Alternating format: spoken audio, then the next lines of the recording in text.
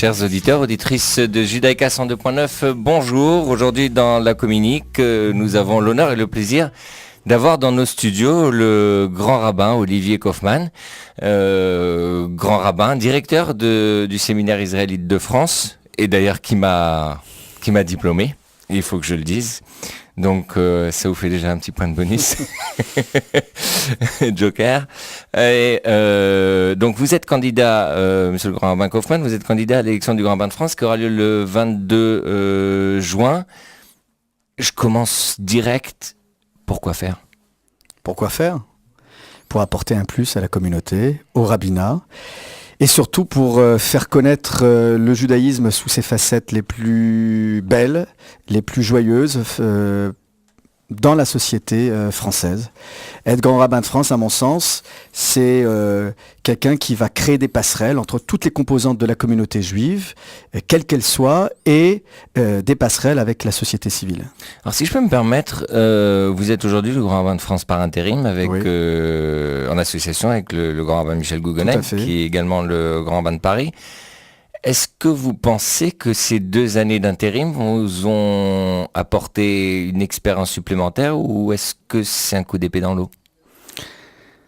Alors déjà c'est à peu près 1 année d'intérim, ce qui est un peu court. Cet intérim m'a permis surtout d'avoir une expérience de l'accompagnement des rabbins lorsqu'ils prenaient possession de leur communauté. Vous connaissez sûrement le rabbin Valenzi, qui était déjà en poste pendant sa 5e année, mais j'ai voulu... À Bordeaux. Et j'ai voulu donc faire en sorte, et cet intérim m'a permis de le faire en sorte que le directeur de l'école rabbinique ne s'arrête pas à la sortie de l'école, mais si déjà on l'invite à l'intronisation et l'installation de ce rabbin, qu'il puisse en amont préparer des rencontres. C'est ce que j'ai fait puisque je suis allé 2 fois à Bordeaux et la première fois bien avant l'installation officielle du rabbin pour mieux comprendre les défis à relever, pour faire en sorte surtout de mettre en valeur les atouts du jeune rabbin. Il a un atout essentiel, c'est qu'il a un passé de cadre du mouvement de jeunesse puisqu'il était responsable du groupe local des EI à Lyon. De faire en sorte aussi, et ça sera mon vœu même de le mettre par écrit un jour, quand je prendrai les choses encore plus intensément en main, c'est de faire en sorte qu'il y ait un contrat d'objectif entre le jeune rabbin, le président de la communauté et le directeur de l'école rabbinique et le grand rabbin de France. Ce qui veut dire que lorsqu'on est dans l'intérim, comme j'ai été, j'ai pu me rendre compte que être directeur de la rabbinique, c'est encore mieux lorsqu'il va au-delà de l'école pour faire en sorte qu'il y ait un suivi, un accompagnement. Si je comprends bien, vous êtes en train de dire que l'intérêt d'être grand rabbin de France, c'est d'être un bon directeur de l'école rabbinique. Non, c'est pas ce que je voulais dire. J'étais en train d'expliquer les raisons de ma... Alors je vais vous parler très franchement. Ma candidature est un choix stratégique. Je peux faire erreur, mais c'est un choix stratégique.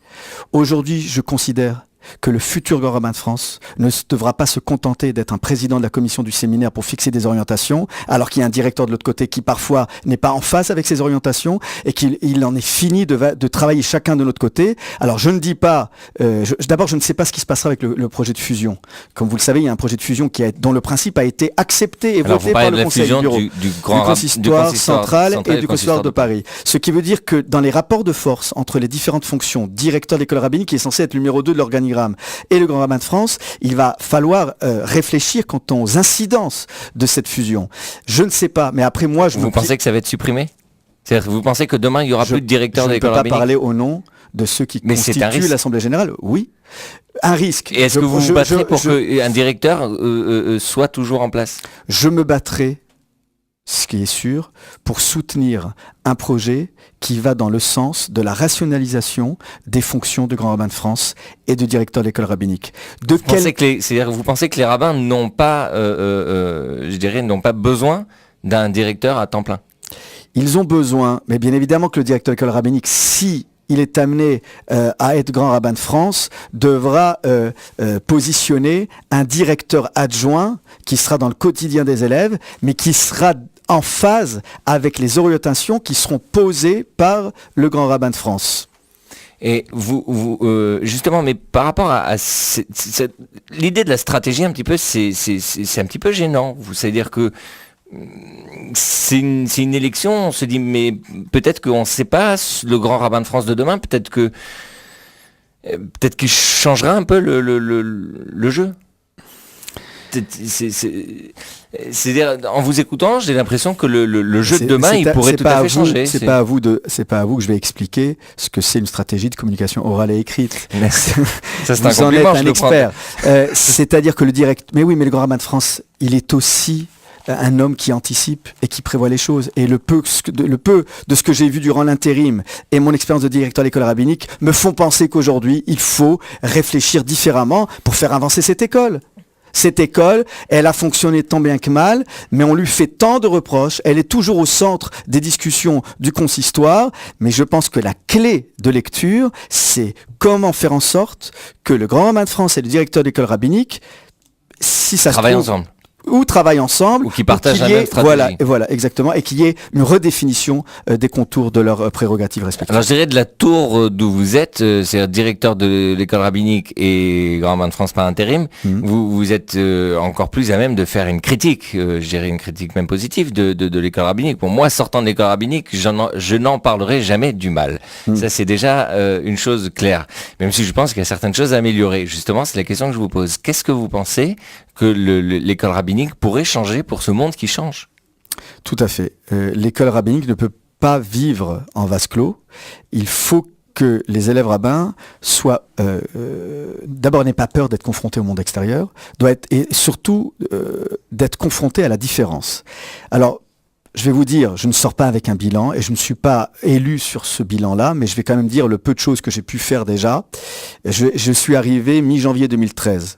J'ai dû prendre conscience du fonctionnement de cette école avec un budget qui est très difficile à tenir puisque l'école vit des subventions très importantes de la FMS, de la Fondation pour la mémoire de la Shoah, et que si je voulais créer de nouvelles matières d'enseignement et recruter de nouveaux professeurs, il fallait que je trouve de nouvelles sources financières.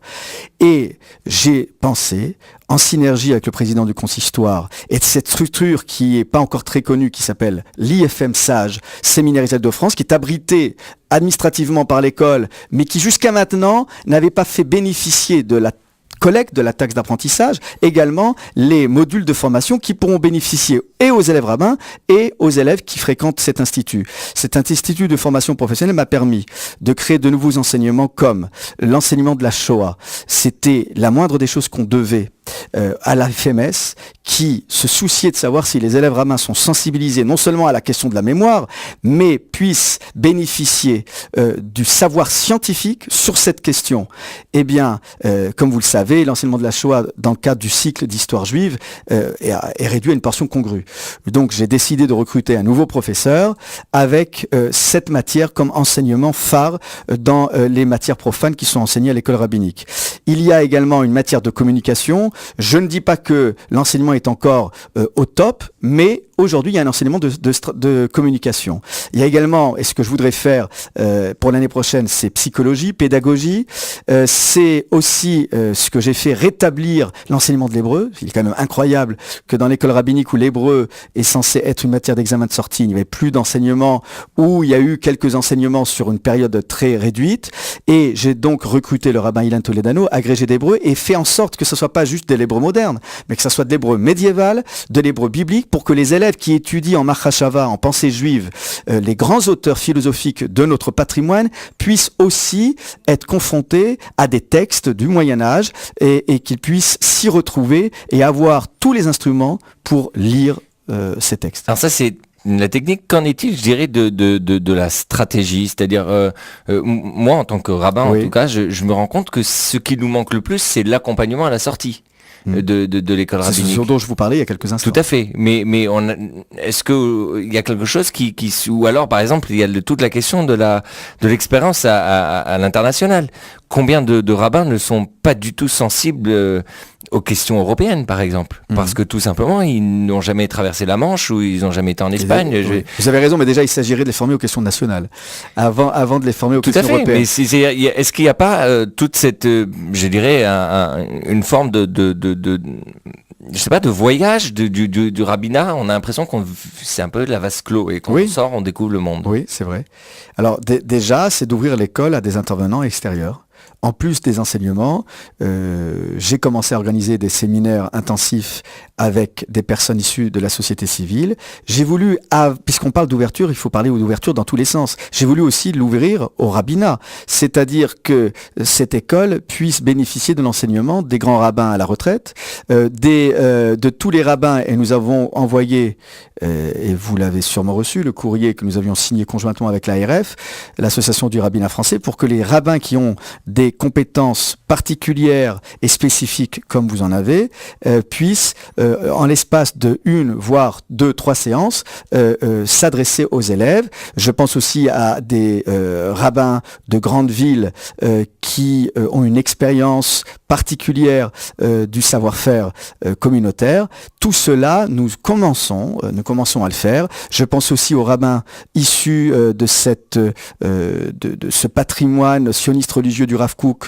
J'ai ouvert l'école rabbinique, il n'avait jamais mis les pieds pour enseigner au Rav Bochko, au Rav Benishai. Donc plus nous ouvrirons, et ça va dans le sens de votre question, plus nous ouvrirons l'école à toutes ces questions, et plus nous gagnerons en efficacité et en lisibilité. Quant aux questions européennes, je dois dire, oui, reconnaître très humblement que nous sommes très en retard sur cette question, mais je pense qu'il n'y a pas que l'école rabbinique qui soit en retard sur non, mais là, c'est, je dirais, un peu plus adressé au grand rabbin de France par intérim. Oui. Est-ce que vous pensez pas que pendant les 2 années de vacances du grand rabbinat, je dirais, du grand rabbin... Un an. Moi je dis 2 ans parce que dans mon idée, et d'ailleurs je vais vous dire pourquoi, parce que dans mon oui un an oui, mais bon, le temps après il va falloir se mettre en place, mais bon dans cette année en tout cas de vacances, on a l'impression que le rabbinat français n'a pas été très présent au niveau européen. Il y a eu des dossiers très très importants, il y a eu des congrès rabbiniques européens. C'est vrai, mais le grand rabbin de France doit pouvoir gagner en efficacité sur la coordination de toutes les compétences rabbiniques. On ne peut pas travailler chacun de notre côté. Il y a des rabbins qui sont très attelés à la tâche européenne, c'est très bien, et je respecte leur travail, mais je pense qu'il faudrait que le grand rabbinat de France puisse être le lieu où se décident aussi les prises de parole, les idées qui seraient proposées par certains rabbins membres du rabbinat au siège de la conférence européenne. Je pense vraiment qu'on a, et je prends ma part de responsabilité, qu'on a peut-être souffert, mais d'où venons-nous, mon cher ami ? D'une crise qui a divisé la communauté et le rabbinat. Oui, il va falloir que le grand rabbin de France, que je serai, si Dieu le veut, devra...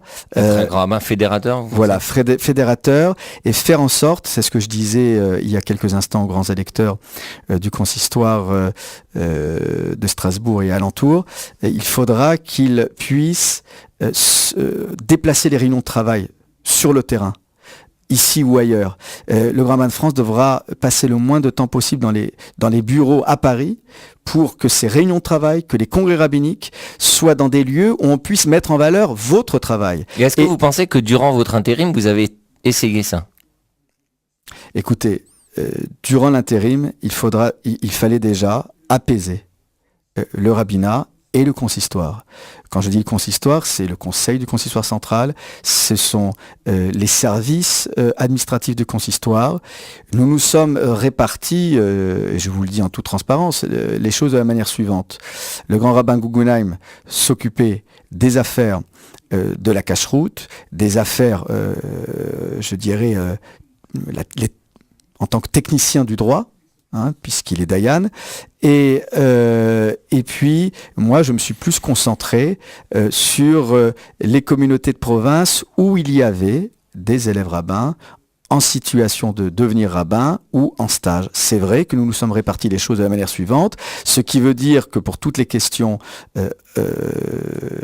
halachiques et les questions européennes, vous avez dû rencontrer peut-être plus souvent le grand rabbin Guggenheim que moi-même, mais en même temps, je me suis toujours soucié d'avoir des réunions de travail avec le grand rabbin Guggenheim sur les questions de la circoncision, de l'abattage rituel, afin d'adopter une position qui soit pédagogique, qui soit audible, et de la part des pouvoirs publics et de la part de la communauté. Alors, posons une question de but en blanc, est-ce que vous pensez qu'il y a un avenir pour les Juifs de France ?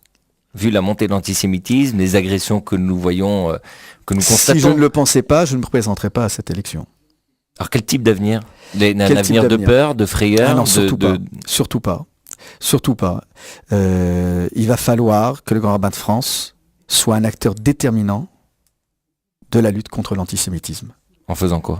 Alors justement, le Grand Rabbin de France, ce n'est pas lui qui diligente les enquêtes. La lutte contre l'antisémitisme relève en premier lieu des prérogatives des pouvoirs publics et du ministère de l'Intérieur et du ministère de la Justice. Ce qui relève du Grand Rabbin de France, c'est de trouver des nouvelles pistes pour lutter contre l'antisémitisme. Je pense que le Grand Rabbin de France devra, dès sa prise de fonction, demander des rendez-vous avec le ministre de l'Éducation nationale pour réétudier les questions de l'enseignement du fait religieux dans les écoles. Alors je sais que dans les communautés concordataires, ça la pose question, pas de problème, voilà, oui. mais tout le reste pose problème. Et je l'entends de la part de tous les enfants qui fréquentent les écoles publiques de la République française. Il va falloir donc que le ministre de l'Éducation nationale accepte de rencontrer le Grand Rabbin de France pour s'atteler à cette tâche. Il faudra que le Grand Rabbin de France suscite une nouvelle énergie pour accompagner les rabbins et les présidents de communauté afin d'ouvrir les synagogues à toutes les composantes de la société civile et à tous les acteurs de la République. Je donnais l'exemple que j'ai, avec le directeur du mémorial, fait un partenariat pour que la nouvelle promotion des commissaires de police et des officiers de police judiciaire ne soit pas juste circonscrit à une visite du musée de Drancy et du mémoire de la Shoah, comme si notre judaïsme n'était juste qu'un judaïsme de mémoire figé. Cette posture de victime nous joue des tours, car même ceux et celles qui nous aiment ont l'impression que parfois nous travaillons sur ce terreau. Donc je pense que ce type d'initiative, où nous avons pu déployer toute notre énergie pour montrer à cette force vive de la nation française, qui sert le droit et la République, de montrer un judaïsme joyeux, ouvert, décomplexé, tout en ayant cette conviction qu'il faut l'exercer, cette liberté de culte, dans le respect des lois républicaines, et bien plus nous ouvrirons les synagogues en tant que lieu d'enseignement du fait religieux. Je pense à la police, mais je pense au corps médical, aux infirmières, aux groupes d'amitié judo-chrétienne, à tous ceux et celles qui vont dans le sens de l'amitié judo-musulmane, et plus nous gagnerons en termes de lutte contre l'antisémitisme. Et vous pensez qu'on peut y arriver ? Vous êtes optimiste ou c'est juste un discours de campagne ? Je suis optimiste parce que ça marche à ma petite échelle de rabbin de communauté. Et pourquoi cela ne marcherait-il pas ? On l'a pas dit d'ailleurs, vous êtes le rabbin de la synagogue de la place des Vosges. Oui, depuis 12 ans. Cela veut dire quoi ? Cela veut dire que, oui, c'est vrai, le grand rabbin de France doit aussi s'adresser à ceux qui se posent la question de la Aliyah.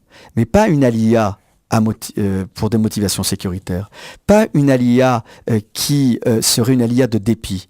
Le grand rabbin de France doit dire au candidat à la Aliyah, et l'encourager surtout à prendre toutes les précautions d'usage pour que ça soit le prolongement de son épanouissement spirituel qu'il a obtenu dans des communautés comme la vôtre, car on ne peut pas nier qu'un juif s'épanouit sur le plan spirituel et matériel.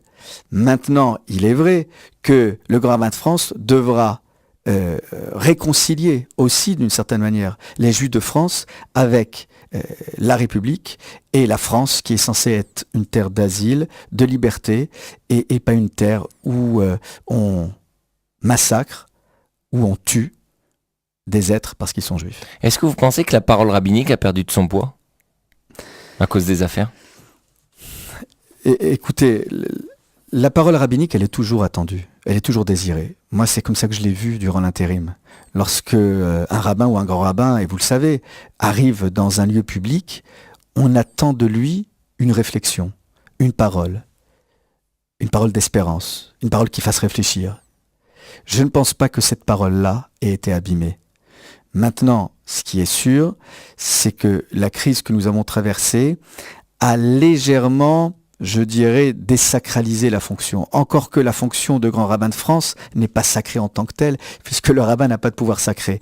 Mais je pense qu'il faudra que le grand rabbin de France, même si ça peut vous étonner ce que je vais dire, doive rationaliser sa parole publique pour que on attende sa parole, qu'elle soit désirée non pas qu'elle se raréfie, mais qu'elle soit réfléchie pour ne plus tomber dans les écueils où des médias n'attendent que d'utiliser certains travers que nous traversons tous. Nous sommes des êtres faillibles et il est regrettable que toutes ces affaires aient pu donner du grain à moudre. Et vous pensez pas qu'il y avait un grand manque de maîtrise des médias ? Je vous dis ça parce que j'ai pas l'impression que le fait de raréfier la parole rabbinique ou de la rendre un peu plus, je dirais, plus valeureuse par sa rareté, soit tellement efficace. D'ailleurs, on a essayé au niveau de la présidence de la République, ça n'a pas marché. Et peut-être que ce qui est le plus pesant aujourd'hui, à l'heure des réseaux sociaux, c'est peut-être le silence. C'est encore pire que la parole. Écoutez, vous me parlez des réseaux sociaux. Si les réseaux sociaux, c'est donner la possibilité... D'ailleurs, vous n'êtes pas présent sur les réseaux sociaux. C'est un choix. C'est un choix. Un choix calculé. Vous n'avez pas l'impression que ça manque de proximité ? On ne vous connaît pas. Je suis proche de vous, là. Je suis oui, en face de vous. Moi, je vous connais. Moi, je vous aime. Moi, je suis pour une campagne de terrain. Aller à la rencontre des gens. Je suis pour le contact de visu. Mais on peut pas rencontrer tout le monde. Bah si, il faut. Mais c'est pas possible. Vous savez, vous pouvez pas rencontrer les 500 000 juifs de France. Mais si, il faudra le faire. Il faudra le faire. Attendez, qu'est-ce que j'ai fait pendant 12 ans dans ma communauté ? Tous les vendredis soirs, je me mets, qu'il fasse beau ou pas, sur le pas de la porte. Sur le pas de la porte. Et je sors le dernier parfois à 9h, voire 9h30 du soir, le vendredi soir. Parce que je prends la peine d'avoir un contact physique. Rien ne pourra se substituer au contact physique. Même Moshe Rabbeinu, tout Moïse qu'il est, à un moment donné, on lui demande de descendre. Il ne peut pas se contenter. Vous êtes un peu réfractaire à la communication, en fait. Je ne suis pas réfractaire, mon cher ami. Sinon, je ne serais pas avec vous autour de ce micro, si j'étais réfractaire. Mais je suis vigilant. Et quand je vois parfois des débats qui n'en sont pas, parce que ce sont des phrases lapidaires, vous le savez très bien, le tweet, ça peut pas ouvrir une réflexion en profondeur, ce sont des phrases lapidaires, et hélas, parfois, certains l'utilisent, les réseaux sociaux, pour se défouler, c'est un exutoire, et des fois c'est un déversoir parfois de paroles haineuses qui me font beaucoup de peine. Non pas que j'ai peur de recevoir ces paroles haineuses, mais je ne pense pas que je serve la communauté et la Torah de cette manière. C'est un choix. Maintenant, après, vous pouvez ne pas être d'accord. Non, mais tout à fait. Ce qui ne veut pas dire qu'on n'utilisera pas les moyens. Non, d'ailleurs, moi, je suis un peu plus. Je pense que ce qui ne veut pas dire que ça ne puisse pas convenir à d'autres personnalités. Oui, c'est vrai. C'est une question de style. Voilà. Oui, mais justement, votre style, est-ce qu'il vous fait pas peur de devenir grand rabbin de France ? Parce que la surexposition médiatique, c'est une réalité. Vous avez dit le mot-clé, surexposition. Mais pourquoi ? Pourquoi ne Parce pas que dire quand vous êtes grand rabbin de France, vous êtes sous le phare et peut-être la chance que l'intérim que vous avez eu, c'est que le grand rabbin Guggenheim a aspiré un petit peu cet agacement médiatique. Mais demain, si vous êtes grand rabbin de France, il n'y aura plus d'échappatoire. Mais je suis désolé, c'est le grand rabbin de France qui décide de placer là où il entend sa parole. Vous avez dit surexposition, mais moi je ne veux pas une surexposition, je veux juste une exposition. C'est pour ça que je parle de rationalisation de la parole publique du grand rabbin de France. Regardez comment les médias ont traité le grand rabbin Bernheim, lui qui s'était toujours ouvert à eux de la manière la plus franche et la plus transparente. Moi, je ne veux pas faire une analyse, mais oui, c'est un risque, mais ça vous fait peur. Est-ce que c'est un risque que vous prenez en compte ? Ça ne fait pas peur, mais je suis dépositaire d'une autorité, je suis dépositaire d'un magistère moral, d'une autorité spirituelle. Et en tant que tel, je pense que par respect pour la communauté, le rabbinat et le judaïsme que je suis censé représenter, il faut... je dirais utiliser l'Ishna Ma'alia, les bons mots. Donc ça veut dire que parfois on ne peut pas toujours, mais vous le savez en tant que rabbin, et quand les gens nous interpellent, des fois dire oui, laissez-moi le temps de réfléchir, je vous répondrai dans quelques jours. Et le temps instantané de ce type de réseau, c'est que parfois vous n'avez pas toujours le temps de mettre toute la réflexion qui conviendrait à une question grave. Alors, dans le type de profil de rabbin, on a reçu ici pas mal quelques candidats Des profils très des divers. profils divers. Très Il y a des profils très riches, tout à fait. Ça serait super intéressant de cloner tout ça en un seul rabbin, génial. Ouais. Mais il y a le rabbin berger, il y a le rabbin leader, il y a le rabbin pilote, le rabbin fédérateur. Vous, le rabbin, vous êtes quoi, vous? Voilà, je vais vous décevoir aussi, parce que si vous attendez de moi un slogan, j'en ai pas vraiment. Là aussi, réduire la fonction de rabbin de France à un slogan, c'est toujours difficile. Alors, je vais être honnête avec vous, je me suis quand même plié à la règle. Ce n'est pas vraiment un slogan. J'ai mis une phrase pour un peu ouvrir en bandeau les newsletters que j'ai pu adresser aux grands électeurs. C'est une voix, une volonté au service du judaïsme français. Donc le rabbin dévoué. Oui, serviteur. Le rabbin serviteur. À l'instar de mon grand-père, de mémoire bénie, le grand rabbin Chili, qui a été non seulement directeur de l'école rabbinique, mais qui a été aussi grand rabbin de France avec le grand rabbin Kaplan. Un intérim qui a duré beaucoup plus longtemps et qui n'a jamais cessé de quitter sa valise pour aller au-devant des âmes esselées. Vous savez, Vainag Hachar Amidbar, aller au fond du désert. Je pense qu'on ne peut pas se départir de cette vocation qui me tient à cœur. Non, c'est très joli, j'y avais pas pensé, mais je trouve très, très noble comme vocation. On va terminer. Dernière question. Le 23 juin, vous êtes élu grand rabbin de France. Vous rencontrez le président de la République, François Hollande. Vous lui demandez quoi? Vous pensez que je vais le rencontrer en premier? Il vous invite. Monsieur le grand rabbin de France, vous êtes invité à l'Élysée. Vous êtes à l'Élysée et qu'est-ce que vous lui demandez? Je lui redirai ce que je lui ai dit lors de la cérémonie des vœux du Nouvel An. Je pense que parfois... C'est-à-dire? Répéter. Vous savez, des fois, il faut répéter les choses. Mais vous lui avez dit quoi? Je lui ai posé la question que je vous ai énoncée il y a quelques instants sur la lutte contre l'antisémitisme, parce que nous étions tous là, le cardinal 23, les représentants des autres cultes, à dire la même chose. Et je lui ai posé la question, la lutte policière, la lutte judiciaire, c'est une chose, mais qu'est-ce qui va être réalisé dans les mois qui viennent au sein des écoles de la République française ? Et surtout les écoles qui se trouvent dans des zones en difficulté, pour ne pas dire dans des territoires perdus de la République. Je n'ai pas l'impression aujourd'hui d'avoir une réponse très claire, ou en tout cas matérialisable. Donc au lieu d'aller sur une autre direction, je continuerai à répéter, Shinantam, il faut répéter. Vous aurez le courage de marteler jusqu'à ce que ça marche. Oui. Je lui ai même raconté l'histoire de cet enfant de ce collège Couperin en face du mémorial qui ne comprenait pas pourquoi cette école qui est en face du mur des Justes n'a jamais initié une visite. Et cet enfant courageux a voulu organiser une réunion pour faire connaître le peuple juif, le rabbin de sa communauté. Et il a organisé donc une visite de sa classe à la synagogue de la Place des Vosges. Et cette visite lui a coûté cher puisqu'il a dû quitter l'école pour rejoindre une école juive. Donc je ne peux pas me satisfaire d'une telle situation. Être fier d'appartenir à un peuple en mouvement, ce n'est pas criminel. Et ça ne doit pas, justement, et moi le grand rabbin de France, il doit se battre pour que ses élèves puissent rester. Bien sûr qu'il y a les écoles juives, les Talmud des Torah, mais il doit se battre aussi parce que, alors par contre, sinon, alors là, on doit tous partir. Mais je ne peux pas me résoudre à cette idée.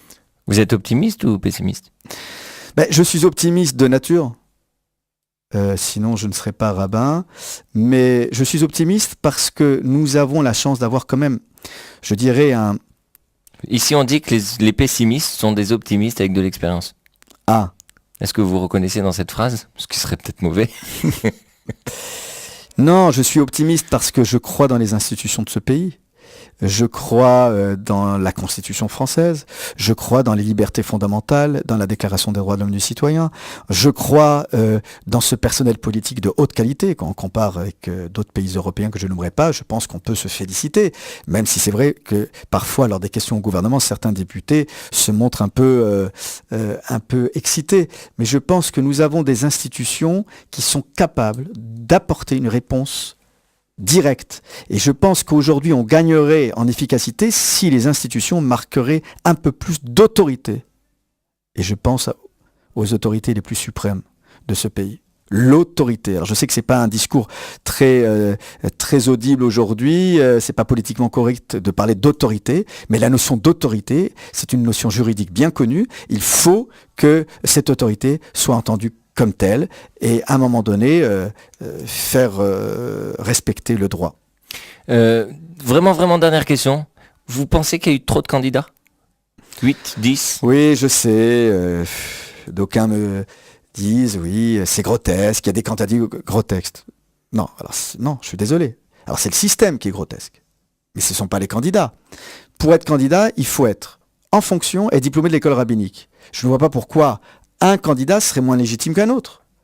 Et ça, alors ça peut être aussi un signe de richesse, de dynamisme.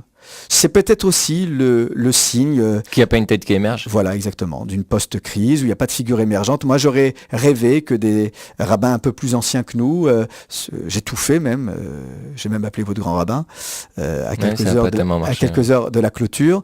Mais c'est vrai qu'il n'y a peut-être pas de figure émergente. Il faudra mais c'est peut-être comme l'équipe de France, ça viendra en route. Exactement. Pendant la compétition. C'est la fonction qui fait l'homme. Voilà. Monsieur le grand rabbin Olivier Kaufmann, nous sommes très heureux d'avoir eu la chance de profiter de vos réponses aujourd'hui. C'est avec plaisir. On vous souhaite bonne chance. Hatzlacha Rabba, vous avez encore beaucoup de kilomètres à faire ? Là, nous partons à Colmar, mais nous allons passer aussi nous recueillir à Aubernais sur les tombes de ma grand-mère, la rabbinite Madame Chili et mon grand-père, le grand rabbin Chili, dont c'était l'Yurtzeit dimanche dernier. Eh bien, nous sommes très sensibles aussi par cette proximité avec Strasbourg et on espère que la prochaine fois vous reviendrez en tant que grand rabbin de France. J'espère que vous m'inviterez, même si je ne le suis pas. Mais avec grand plaisir. Oui, celle-là, ça sera promesse tenue. Mais peut-être pour moi, c'est plus facile que pour vous. Voilà. Merci beaucoup. Voilà. Merci pour votre accueil. Et bonne route pour la fin de la campagne. Amen. À bientôt. Au revoir. C'était